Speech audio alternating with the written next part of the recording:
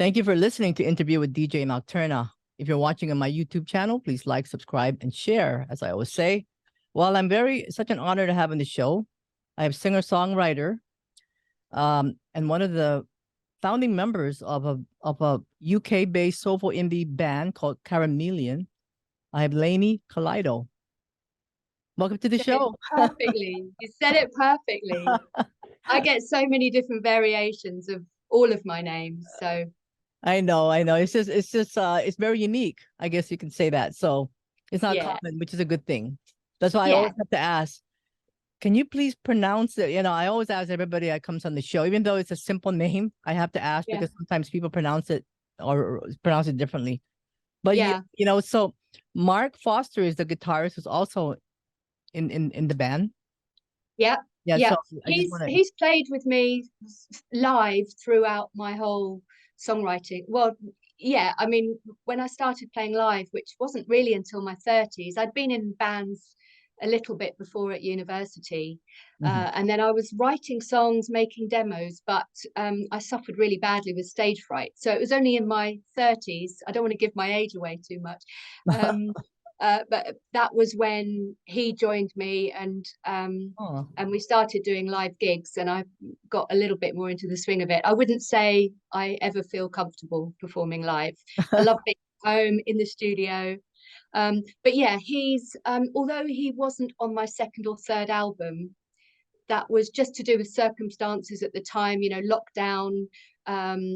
My ex-husband produced my second album, and he's a musician as well. We're still really good friends, you know. We're co-friends. So Mark and I have kind of got back together in a more solid way, and as Karamelien. Yeah, I wanted to acknowledge him as well, because he's the duo in Karamelien.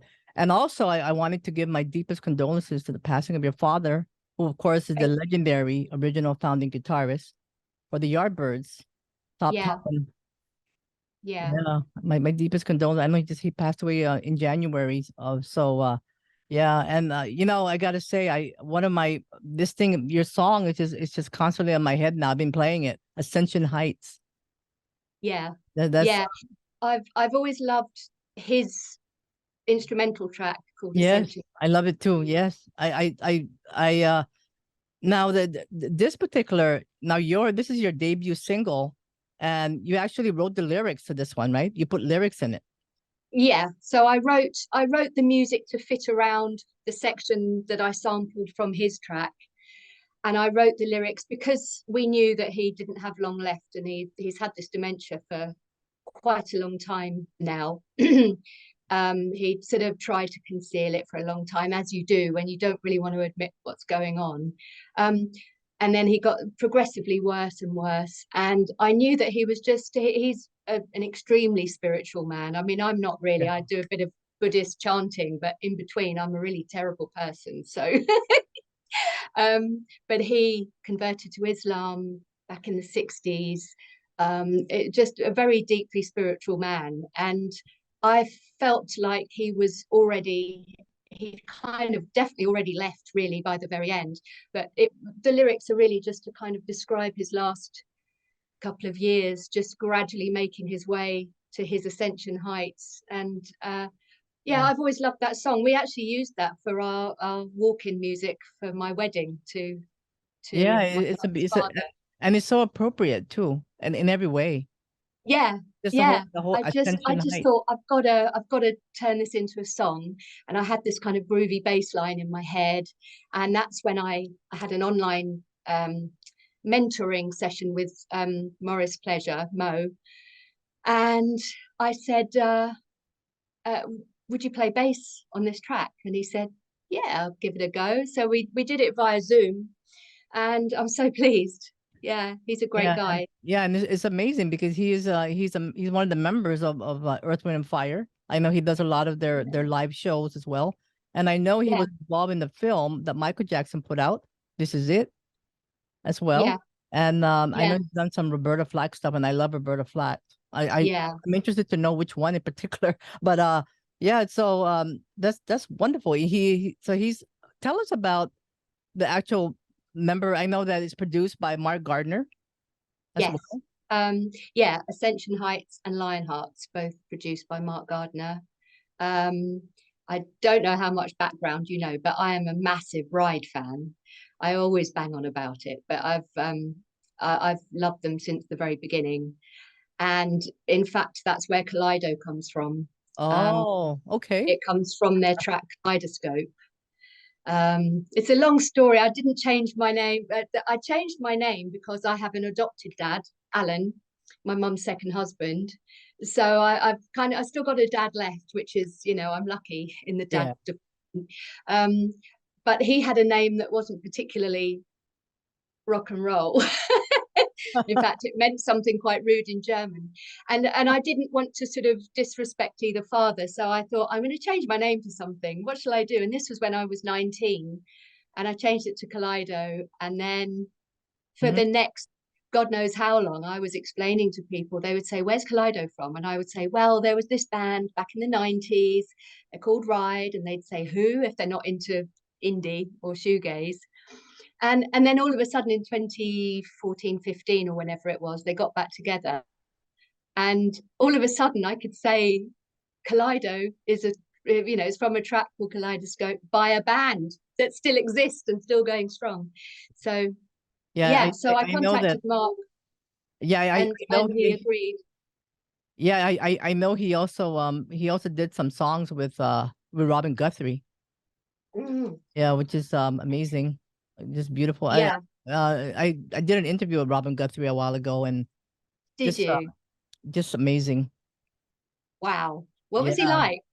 Oh, Because I love that track. And I'm a huge Cocteau oh Twins. yeah. Well, Cocteau Twins just rule. I mean, I would love an interview with Elizabeth Fraser, but he's just amazing. I mean, you should hear the interview. It's it's on my YouTube channel. I don't think Elizabeth Fraser is a real human. I think she's this kind of angel, ethereal being in the sky, and every now and then she comes down and sings a song, and then she can't be real. That's very true. She is. Yeah, her voice is just amazing. Yeah, just everything about all the collaborations she's done and everything. But Yeah. I have this song in my head, and I love the video as well that you put out on Ascension Heights. I love that. Thank you. I saw a clip there of your father playing the guitar. Is that you? No, that's my son Arthur. He's now 12, so that okay. was just before he was. I think he started to get ill a little bit after that, and then eventually was diagnosed with dementia. So I think Arthur's about 2 or 3, maybe a bit old. I can't remember, but yeah, Arthur's 12 now. So he plays the guitar now. I'm sure he was inspired. He's inspired too. Well, actually, he's better on the piano. He is not that interested in guitar yet. I think that will change when he realizes that girls like guitars That's or very true. guitarists. But no, he's pretty nifty on the piano. He doesn't have lessons, but then I had lessons, and it put me off playing because I couldn't get the sight reading. It doesn't translate into my brain, so I was writing songs from the start because I couldn't learn these set pieces. So I would just end up copying other songs that I liked, and then kind of building up ideas to write my own stuff. So yeah.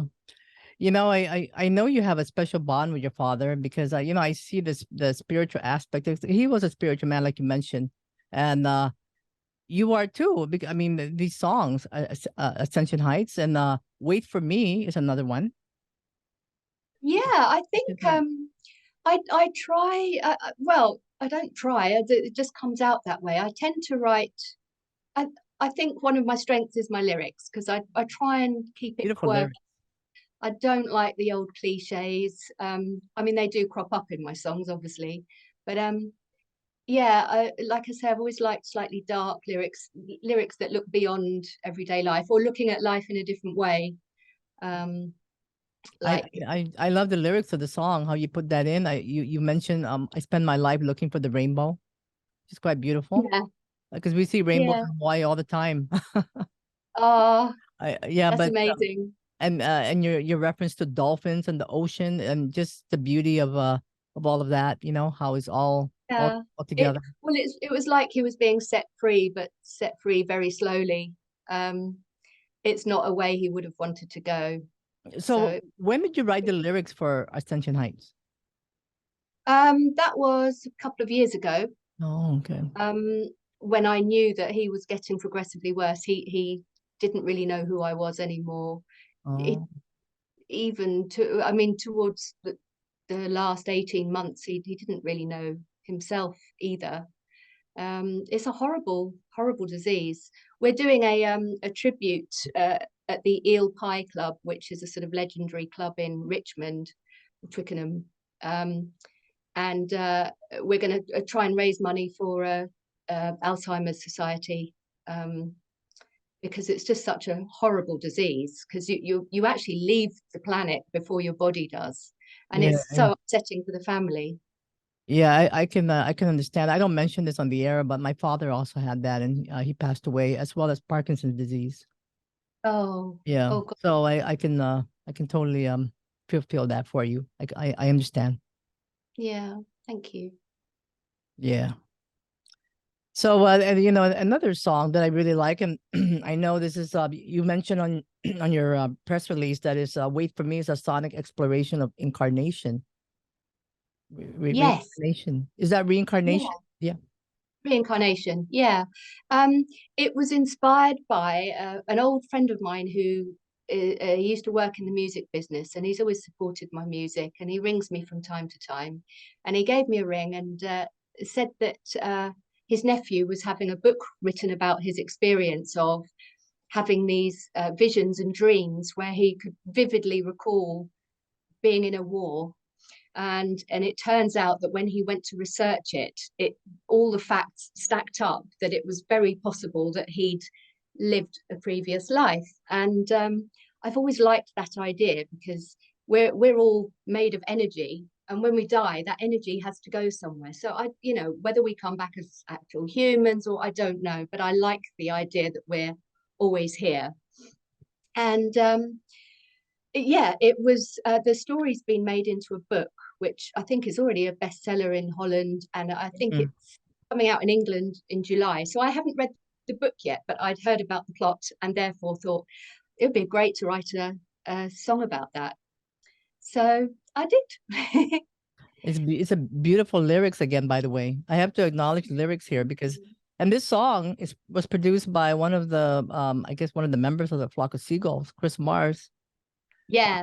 And did you know that a Flock of Seagulls was the first band I ever saw in my You're life? kidding. Yeah, Oh wow. I lived in Guam, an island in the Pacific, and at that time they played there back in you know, in the 80s, early 80s. And yeah, and I got to see the Flock of Seagulls. That was my first band that I ever saw, a first concert, I guess you could say. First concert. Oh, okay. Well, I know Chris will tune into this interview, so he'll be really pleased to hear that. He's yeah, there was no reason for not using Mark Gardner on this track, other than I'd met Chris through a networking group called Supergroup Pro, and we met up in London to actually meet each other in face to face, the whole group, because normally we do these Zoom meetings and we chat about the music industry and what we're all doing. And when I met him in person, he was talking about the kind of stuff he was doing. And because in my head, I wanted Wait for Me to be something that could possibly be used in TV or film and have this kind of cinematic, epic song. And because he lives quite near, I mean, that's not why I chose him, obviously, but I just thought I'm interested in working with lots of different producers. I'm going to be working hopefully with another producer soon on some new tracks, and he's produced people like Tricky, who I'm a big and I can't quite think of any other name. He's done a lot of really cool stuff. So I'm just interested. I like working with different producers and getting their ideas. Yeah, it's a beautiful song. I really, I do love the lyrics. Is there a favorite tree? I mean, I made that bit up. but I do love trees. I have Yeah, I a know. bit of a thing. Like all my childhood memories, I'm really nostalgic. I mean, I've written songs about how nostalgic I feel, and quite often when I'm picturing my childhood, there's usually a distinctive tree that I remember. They've featured throughout my life. Actually, interesting fact. I've suffered with epilepsy since my teens, on and off. So I still take a tiny bit of medication, but it's kept it away. But when I was a teenager, we had a field where I used to keep a horse. Very lucky teenager I was. And there was one tree in the field. There were loads of trees, but there was one tree that was fallen over and with twisty roots. And whenever I looked at that tree, I would have a seizure. It was only a mild, I wouldn't Oh, wow. fall over, but I would do all this weird stuff that you do when you have this type of epilepsy. And so in the end, we had to chop this tree up and burn it. But I would still have a seizure when I saw where it used to be. So I don't know what that connection was, but yeah, that's a rather longer answer to your question than you were probably hoping thank for. you. No, thank you for sharing that. That's interesting. Very interesting, Let's huh? just talk about trees. Well, trees are the foundation to many things. It's earthy and Yeah, it grounds you to the earth. yeah. I'm lucky enough to live in a house that has nearly 3 acres of land, and we've got an absolutely stunning oak tree at the end of the field. It's so magnificent. Is And that you just where? think, No, I was gonna say, is that where you recorded Ascension Heights video? no, I started the production. Oh, the video. No, that was at I've got a little house in East Grinstead that Oh, I used to live beautiful in. home. Thank you. That was yeah.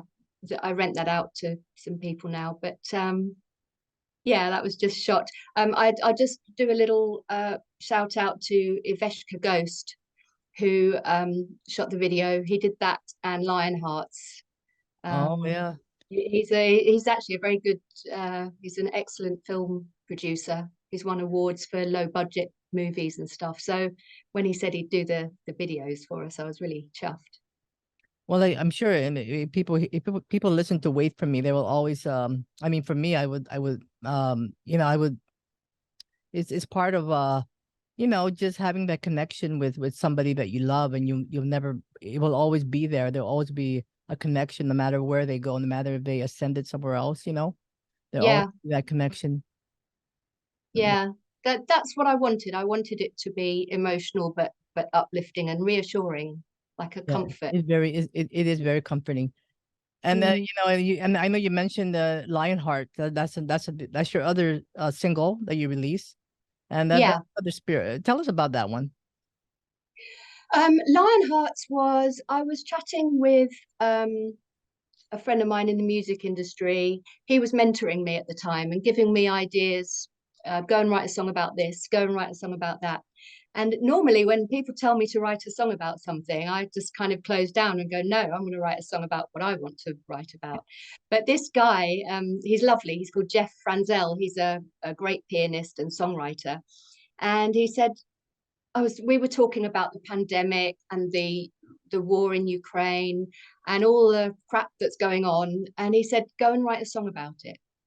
And he seems to have this magic touch where when he suggests the song, I go and write it, and it seems to work out quite well. So thank you, Jeff, for and so yeah, I didn't want to make it a downhearted song. I wanted it to be, yes, there's a lot of horrible stuff going on in the world, but we only see that bad stuff on the telly. We don't see enough of the good stuff, and we have to remember that most of us are lovely people. The world is full of love. We just need to stay strong, stand together, all that kind of stuff.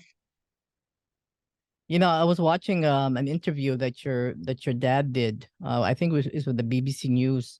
They were talking Oh about yeah, BB King when he passed away, and he was just talking a little bit about just remembering BB King, and he referred to him I guess to his music, or to just as a person, as an artist, as very uniqueness, a quality to him, like yeah, the Duende.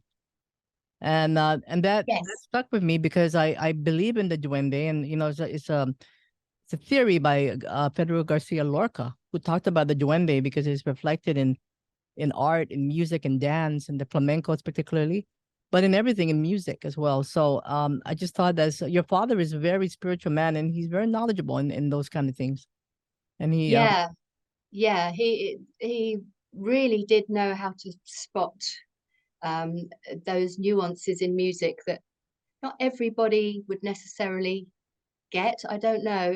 He did once say to me that the notes in between, the spaces in between the notes are as important as the notes, and that was a nice thing that I picked up. And he also stressed the importance of dynamics. You know, you don't always have to be loud, loud, loud. Bring it back a bit. So, but yes, he was such a big fan of proper blues music. That was his life, really. you know, I know besides these tracks that you release, I know you also have earlier music. You released in 2021 How to Weigh a Whale Without a Scale, which I find it really interesting title. Yeah. Yeah, and that was more recent, 2021. But prior to that, you also released Quicksand and Shadows. Yeah. Yeah, And that was recorded at home with my then husband, Jules. And yeah, and then Karamelien, the album, not the band, back in 95, 90, no, sorry, 2005, 2006, around then. yeah, and then now this one. Will you be releasing an album?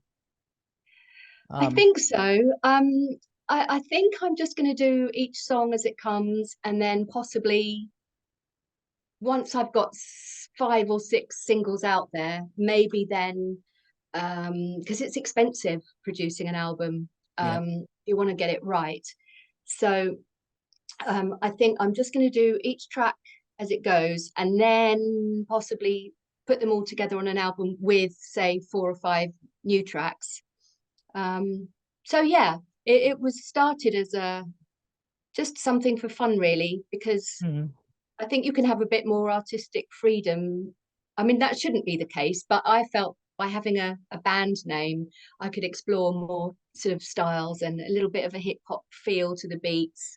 And Karamelien was obviously the name of my first album, which Mark Foster played Mhm. on, Yeah. and the name came from an anagram of our name. So it's actually Léanie and Mark, but an anagram.